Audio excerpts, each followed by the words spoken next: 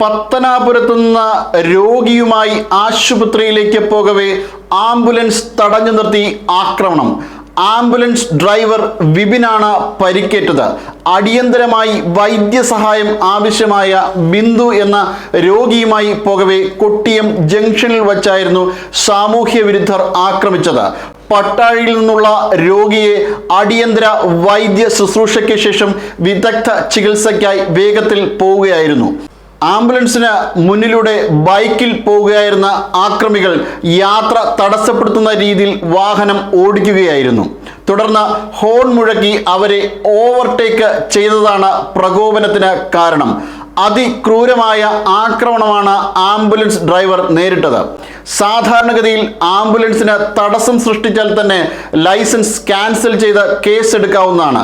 ഇവിടെ ആംബുലൻസ് തടഞ്ഞു നിർത്തി ആക്രമിക്കുക എന്ന അങ്ങേയറ്റം ക്രൂരമായ പ്രവൃത്തിയാണ് ആക്രമികളിൽ നിന്ന് ഉണ്ടായത്. കൊട്ടിയം ആശുപത്രിക്ക് സമീപമുള്ള സാമൂഹ്യ വിരുദ്ധരാണ് ആക്രമണത്തിന് പിന്നിൽ എന്നാണ് നാട്ടുകാർ പറയുന്നത്.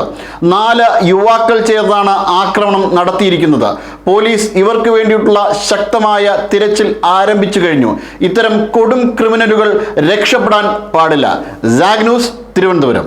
നേരിന്റെ വാർത്തകൾ നിങ്ങളുടെ വിരൽത്തുമ്പിലെത്താനായി സാഗ് ന്യൂസ് ചാനൽ സബ്സ്ക്രൈബ് ചെയ്തും ഷെയർ ചെയ്തും ഒരു ശരിയായ മാധ്യമ നിലപാടിനൊപ്പം നിൽക്കാൻ ഞങ്ങൾ നിങ്ങളെ ക്ഷണിക്കുന്നു.